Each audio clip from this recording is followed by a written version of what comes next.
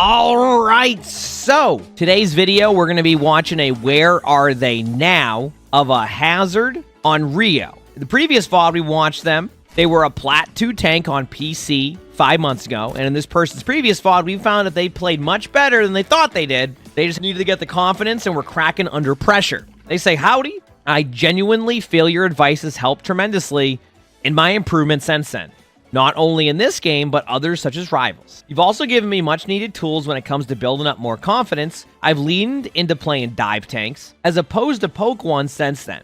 With this mix of both an aggressive and passive playstyle.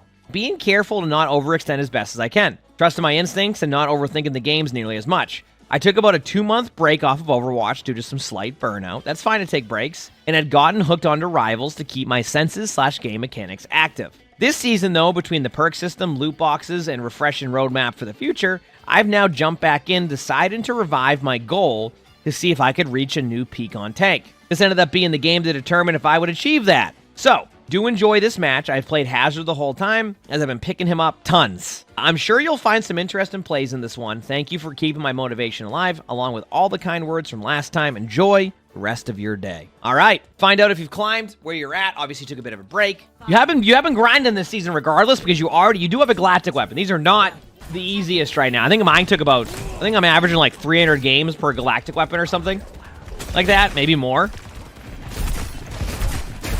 So, all right, so Hazard's pretty good. You know, very easy to one-shot, like not one-shot, but combo with Squishy. So what you would look for a lot of the time is not necessarily the tank. You look for, like, a backline hero. Right now, you've kind of, again, defaulted to shooting the tank, which I think at times is probably fine during the setup phase. But now that you're kind of in a spot to go and just one-shot combo somebody, what you want to do is probably that. Which basically is just going into their backline, doing a slam melee combo into, like, a right-click, and they usually fall over. Kind of like what you just did there, but to a Squishy. If you haven't noticed so far, you're just walking up to a Junker Queen. This is your problem, and that's why, like, you're struggling a little bit, is you're not really trying to go for the right target selection. Like, even if you get this Cassidy, you'll see what I'm talking about. Like, it's, yeah, there you go. Good job by your support keeping you alive there, because you were getting really low, but I want to see you go for more of those, like, backline plays as Hazard. That's what makes Hazard really strong. Not, like, just, hey, I'm going to shoot a Junker Queen the whole time. Something I've had to learn a little bit as Hazard, like, you want to default to creating that space, but that space creation comes through your backline pressure. So, like, I look at their team and I go, hey, listen, you know, there's a Junkrat, there's a Cassidy, like, those become really easily diveable targets for you, and they also pull pressure off the rest of your team. So far, you've really just gone on the Queen, and then that Cassidy who was shooting you earlier. So,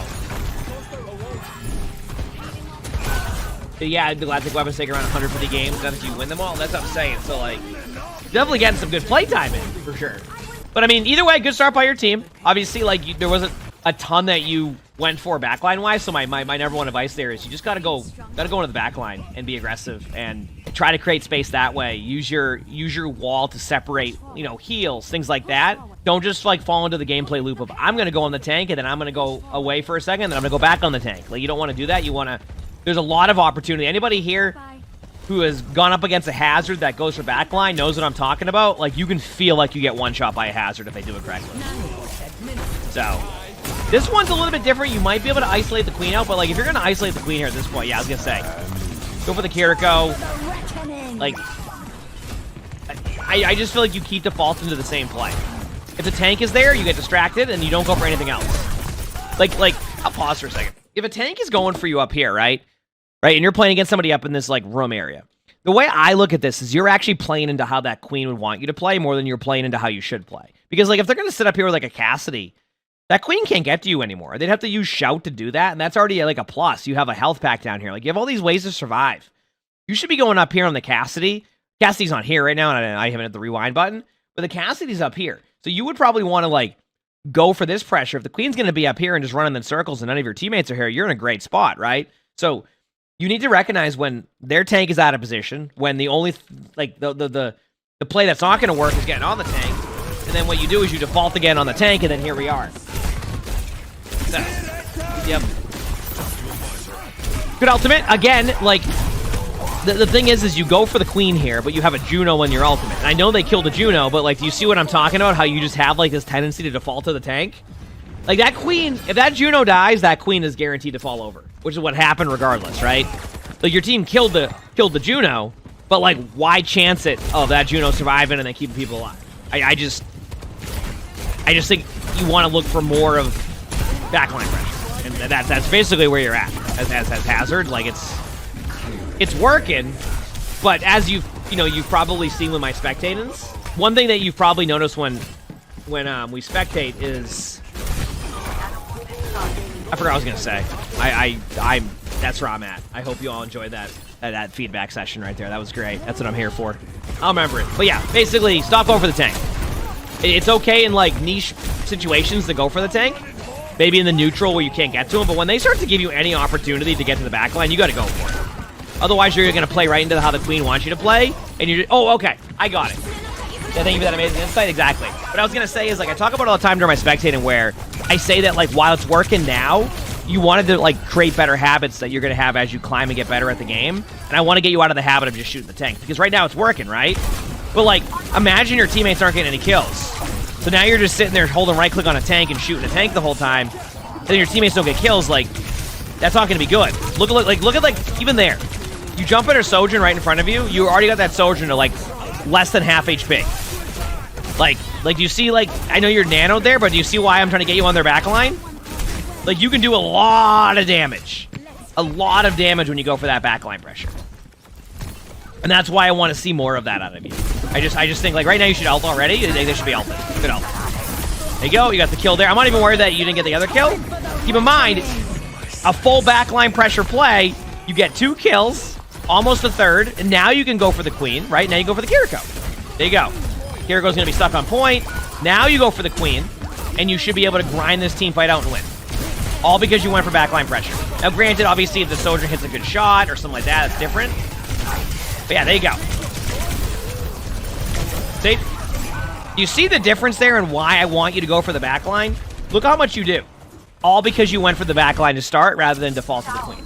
I want you to remember that when you're playing Hazard, it becomes even more so like important to do that, right? Some tanks you're going to end up shooting the tank and you're going to do your best to, make a play off of that, but this is not one of those moments, especially against a queen. I think you want to do what you're doing there. So, okay, defense Hazard. This will be interesting because again, I talk about how when you're on defense, you can also play the same way you play in attack. So I would suggest the same stuff. Now, granted, it's all about timings. You're not going to want to just run into their team right now specifically.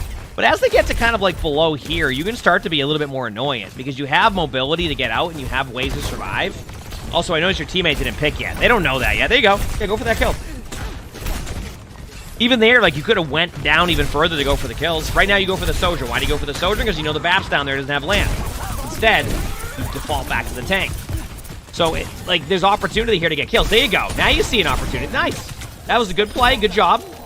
And you see why I'm trying to get you to do that? Like, look at that. A much more aggressive play. Don't go for the queen. Don't go for the queen. I mean, you can go for the queen, I guess. I just think you didn't need to. You got the kill. At least your Reaper helped. Yeah, that was 4v5 the whole time there. Exactly. So your teammates are reconnecting now, but you had a whole point there where you won the point. And I'll be back in a second. I'm trying to look for, like, target priority here. I see a Sojourn in the back. He can't do anything. Yeah, you could be aggressive on that top left once they start to overpush. And remember, you can wall climb. Even myself, I forget this sometimes with Hazard. Like right there, you notice how you use your ability to get up there? You can do that without using your ability. Notice how you had to wait, like, for a few seconds? Like, why not wall climb up there during that and then make a play? You know? There you go, getting some kills. Got a little bit unlucky with that. Not unlucky, just kind of missed, but... And I have you all remember, D.Va can eat some of the ultimate. Just be smart with it, you'll be fine. Enemy team is staggering very much. But as you can tell, not every game will be like that, which is why I need to get the Hazard and the habit of going for backline. That's why I keep pointing out opportunities. Right now, this is okay. You're in the neutral. Nothing's really happening, right? Obviously, like, there's a difference between going for backline and then feeding. Right now, there's, like, nothing you can do that. Now you need to try to trade out. So you're going to try to ult this. And you're going to, yep, this is the correct play. And the reason why you ult this is because you don't know if you're going to be able to, like, there's so much happening and you want to deny the space. You made the correct play there. That was the correct ult play. Their team just made a better play. That simple. And there was a little bit of a timing on the Juno ultimate that was like almost next to perfect for the timing of the ult. I'm okay with that ult. I think that was the correct play. You got ultimates out for doing so. Nothing wrong with that. Obviously, like on paper, you wish you get better results than what you just had, but that is what it is. But I think the ult was fine. I think it was the correct decision.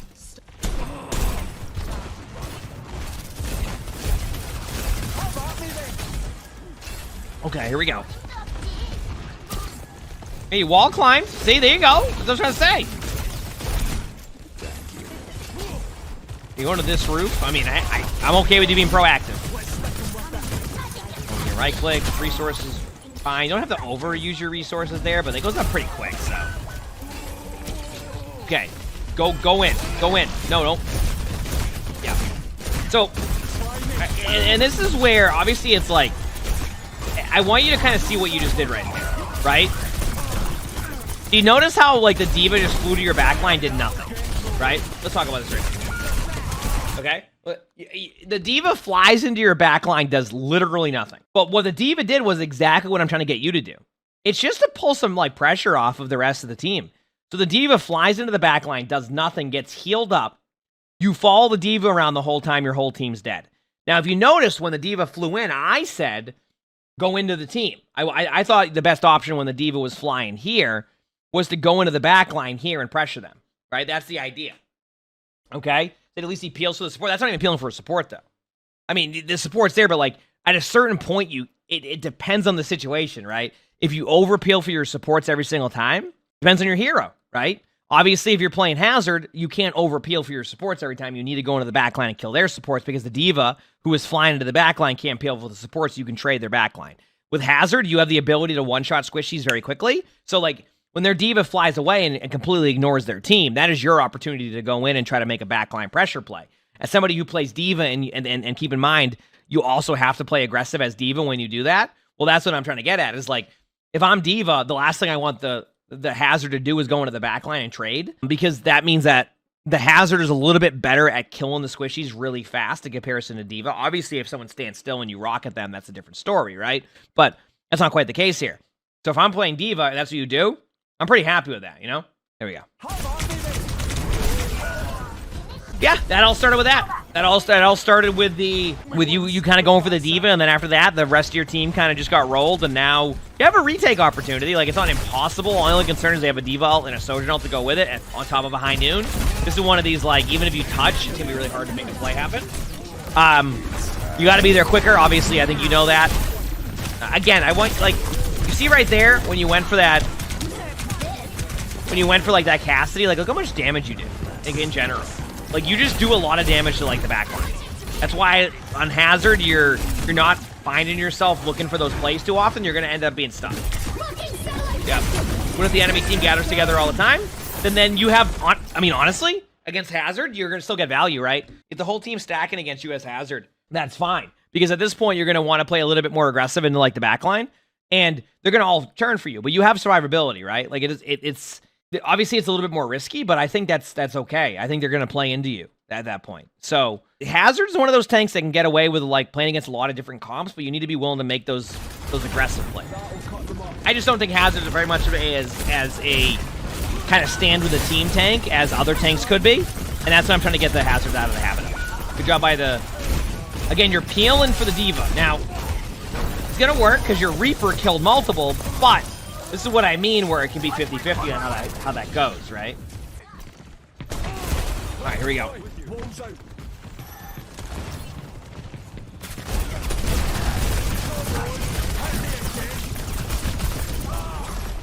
I mean, you really do like peeling for this D.Va, don't you? This is... I want you to look at this as opportunity to go into their backline more than opportunity to try to demech D.Va. That's all I'm saying to you here. Yes, there you go. Perfect. You kind of hecked up the pedal kind of hecked you up a little bit, but this is the correct decision. Good job. Don't worry about your teammate dying there. That's on your Soldier 76 for being in a small hallway. Look for this Cassidy. That's who you're going to kill. Yes. Perfect. You got a lamp up. Nice. Good job. Now you still have their backline. Don't worry about the D.Va. Don't worry about the D.Va. Yes, there you go. Now, it shouldn't just take a nano to make you do this, right? Ignore the D.Va. Ignore the D.Va. Yes, there you go. Yep. Now they've overpeeled. Your teammate gets a kill because of it. You can use your ult now. It's gonna be a good ult. Okay. A little bit of advice here, because you do exactly what I do in these situations, and I want you to see something here. Because I'll show it to you as an example, more than like just kind of like, ready? Watch this. So, something about Hazard Ultimate that I struggle with is that when I use my Hazard Ultimate, I'll show you here a little bit, go up a little bit further. Okay? Is that, ready? When you use Hazard Ultimate, this is what you see, right? Chat, you all see this, right? You're going, okay, this Hazard Ultimate's going down a straight line here. Well, here's the problem. If you move your mouse, so you need to let it, like, your ult hit. I don't know how to explain it. You need to let your ult hit, because your ult, watch this, is you're gonna turn your camera. And you notice how you turn your camera? What has happened now? The Hazard Ultimate has gone this way. Now, do you remember, chat, where the Hazard Ultimate was before? When we first saw the Hazard Ultimate, what do you notice? Do you see that? So you got to give it a second. The reason why I know this is because I did this many times. When I first started playing Hazard, I'm like, damn, okay? Let your ultimate hit, because if you move your ultimate and you get a little bit like this is what's going to happen. So, like, initially, and just to show people again, I want you to see where it looks like the ultimate was initially going to go. This is why I wanted to showcase this. Watch. Like, we see this, we're like, holy crap, that's the ult. You hit your ultimate, you're good to go, right? See?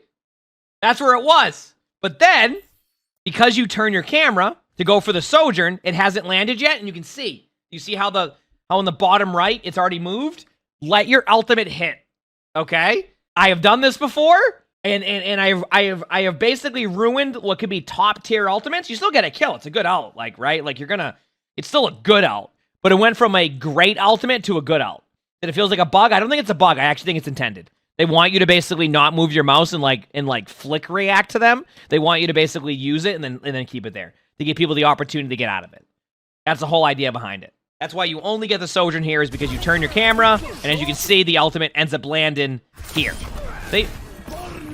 So there you go. Anyway, just wanted to showcase that. Good ult, though. The ultimate's still good. It just went from great to good. Yeah. Oh, I mean, don't get me wrong. Like, I would like it to be more immediate. That's for sure. That would just be a cast time thing, though. They have to like nerf the cast time now, I think. You think I'm gonna have to cast it? Yeah, it's different playstyles for people. I think it just comes down to cast time timings. Yep.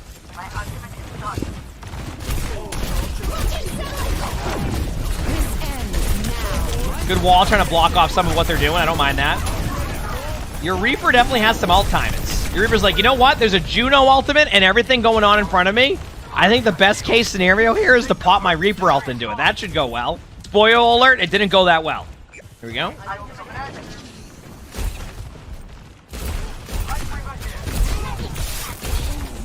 Right, nothing happening. Just looking around.